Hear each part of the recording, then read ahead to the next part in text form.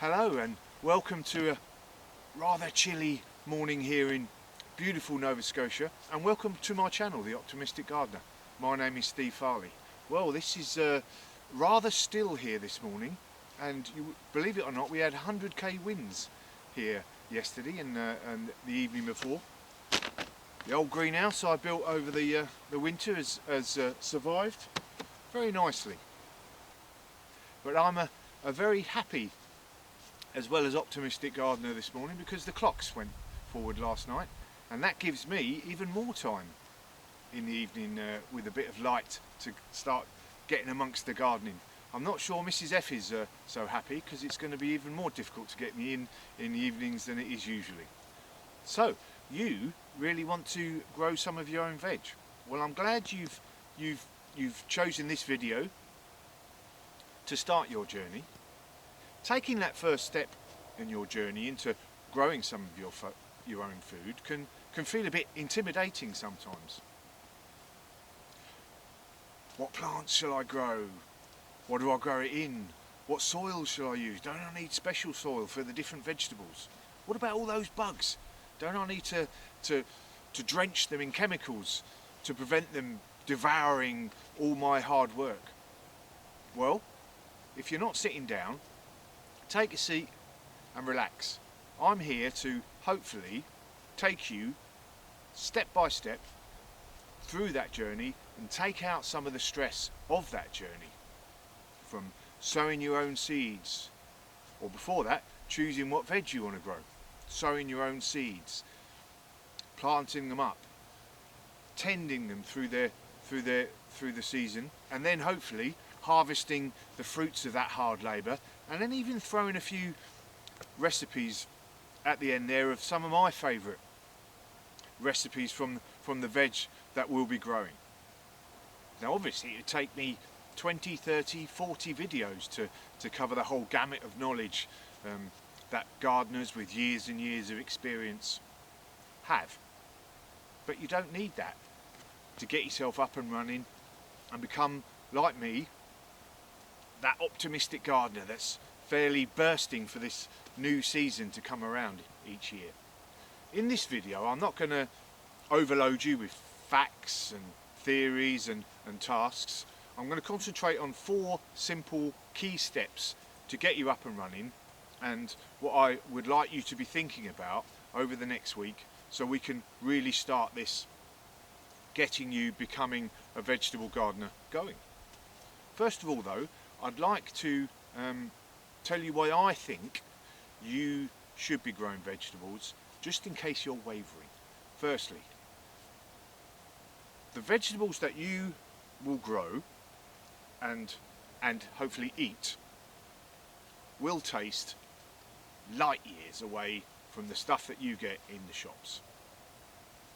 Wandering out into your garden and picking some juicy tomatoes like these ones from my garden last year to go with some nice crisp lettuce in a salad, or wandering out and picking some peas from your bush that's fairly absolutely bursting with pods. You just can't compare it. It's just the difference between light and day. Secondly, in these uncertain times of viruses spreading across the world and climate change, it's just, as we used to say in the Navy, good drills to be able to grow some of your own food. I am not even remotely some sort of doomsday monger that hoards cans of beans in his cellar. You know, at the end of the day, I'm the optimistic gardener. But last year in Nova Scotia, apparently food went up 12%. 12%. I didn't get anywhere near that much of a pay rise, so you know, that's eating into my pocket. So again, good drills growing your own food. Thirdly, it's good for you in your mind and your body. I'm not going to give you some Zen guru type lecture on the wonderful mind-blowing effects of growing your own veg and gardening, but you know, I'm a project manager. Sometimes my job gets stressful. And when I get home, walk into my veg patch, have a little look around, see what's going on, do a little bit of weeding, or pick some ingredients for that night's meal, I can fairly feel the stress falling away from me. It's just absolutely, literally wonderful. And then, you know, when you're weeding, like I said, you can just thinking about that particular moment, not about anything else, and it really, really, really helps me, and I believe it will help you. And obviously, being outside in the fresh air, in the sunshine in the summer, is just good for you. Fourthly, again, linked towards the climate change and uncertain times, growing plants in your garden, not just grass, is just great for the animals and the environment around you. You're helping from the smallest insect to, you know, those pollinators like bees, etc., that are having so much trouble in these uncertain times. You're giving them a home and helping, hopefully helping the world. That might have sounded a bit left wing, whatever, but I don't care. It's right. So moving on to the real subject of today's video, of what I want to be starting off in this series of videos, 4 simple steps that I'd like you to be thinking about over the next week before we really start into the planting seeds, etc., and the tasks. 4 simple steps.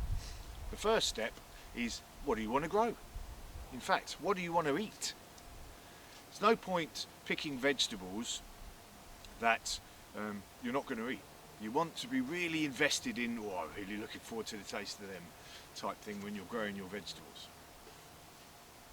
Think about five vegetables that, you know, as a beginner gardener, I'm going to hopefully get you to grow this year. I'm going to be thinking about my favourite vegetables, which are climbing beans, in particular scarlet runner beans, but you know, it can be any climbing beans or any beans at all. Peas, love fresh peas. Half the time I end up eating most of the peas that I've picked before I get back into the kitchen. They're so delicious when they're fresh. Onions, can't have a dish without onions. So what was that? Beans, peas, onions, tomatoes, love tomatoes in all the different dishes. And there's something else there. There's something else. Anyway, I'll think about that over the next 5 days, and you can think about it over the next week before we actually pick what veg we're going to grow this year. And hopefully you can put it down in the comments. Give me some ideas of what veg that you feel you'd like to grow, you'd like to eat, and I may be able to grow them this year as part of our series of videos. Secondly, what are you going to grow your veg in? Now, there's lots of different ways to grow your veg. I'm going to concentrate on raised beds this year for you guys. I think it's an easier way to grow veg. There's lots of good things about growing veg in a raised bed. You can control the soil you want. It's easier to deal with weeding, etc. But we're not going to go into that so much now. But what type of raised bed do you want to grow your veg in? There are lots of different types of materials you can grow. Like we've got pine here. You know, this was fairly cheap when I bought it.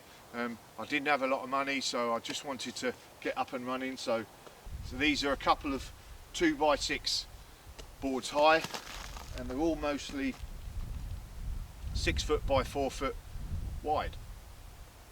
Pretty easy to do, pretty inexpensive, but you know, for a whole area like this, it was quite a bit of money. But it doesn't have to cost you a lot of money. These raised beds are basically made from rocks that I dug out of the ground.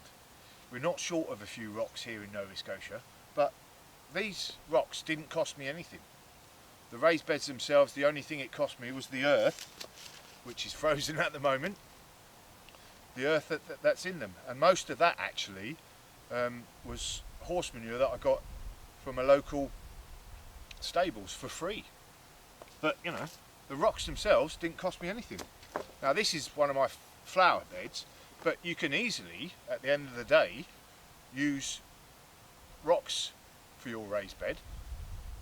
Don't have to cost you anything if you live in an area where you can get older rocks. And I think they do just as good a job as anything else. So think about that. Now I thought I'd bring you round the back side of my greenhouse to show you another low-cost option for your raised bed. Pallets. This whole greenhouse is made from mostly pallets. I've dressed it with cedar siding, which in itself was actually quite cheap. But you know, the pallets themselves I've got for free, and these are basically, and your raised bed doesn't have to be this. It could be half as high as this. The way I look at it, think about a carrot, a nice big juicy carrot. You want it a bit bigger than that, and that'll do you.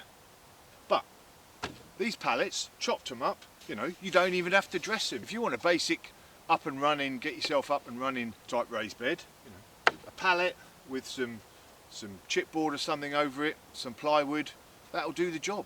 Moving on to actually what's going in the raised bed, you know, that's going to be another expense to start you off. But for a 6 by or an 8 by 4 raised bed, it's not going to be that expensive. But here, again, I've got horse manure, which is nicely rotting down now from my local stables. And because I'm lucky enough to live by the sea,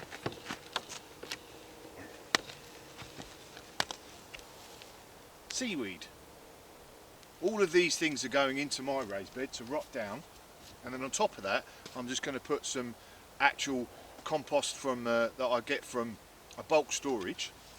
But again, that's the material I want to be you to be thinking about, and where you can get it from, and we'll be talking about that a bit more over the coming videos.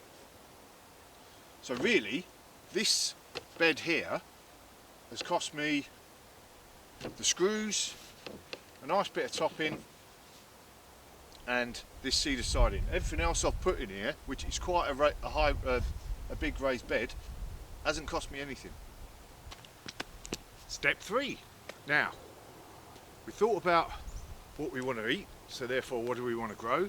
We thought about, yes, we're going to have a basic pine or beautiful hemlock wood for our raised bed. Step 3 is, where do you want to grow it?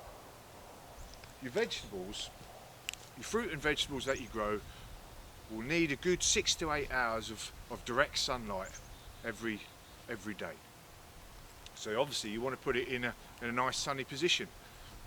So that is one of the most important things you need to be thinking about, is where it's going to be and making sure that it gets a good bit of sunlight. And another point is, you want to think about it having it as close to your kitchen or your house as possible.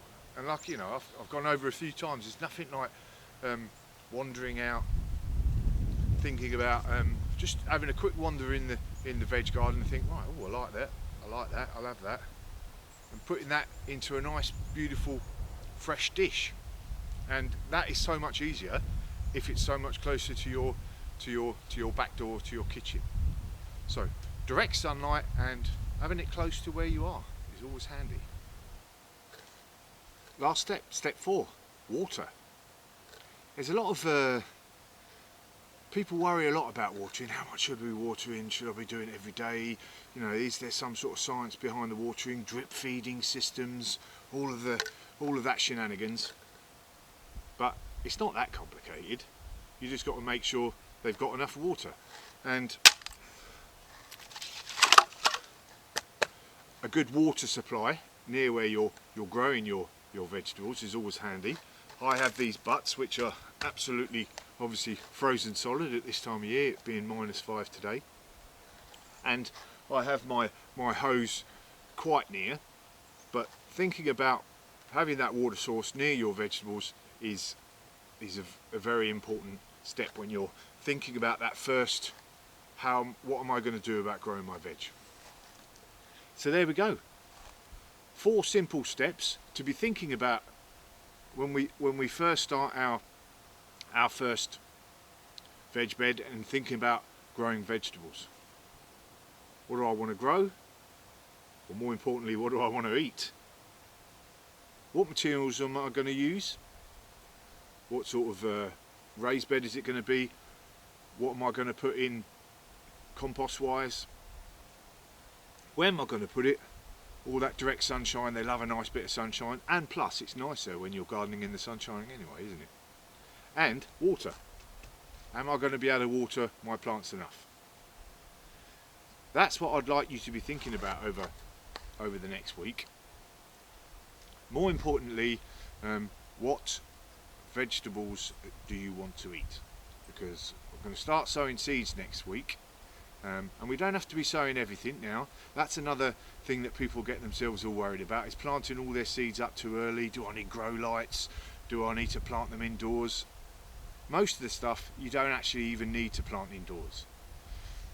And it's not too late wherever you are around the world, in the northern hemisphere anyway. Obviously you guys in the upside down part of the world, you're coming into your autumn, but us now, you know, even in the UK, it's not, you don't need to be worrying about planting all your seeds up right now.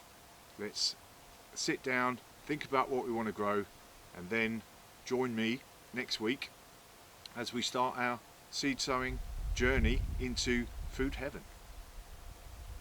Right guys, if you liked this video, please click like, usual routine, and subscribe, especially if you want to join me on this journey. And don't forget, put some comments down on what veg you think you want to grow. Nothing too complicated, because remember, we're beginners. So that's it. Definitely job's a good one, and let's get growing.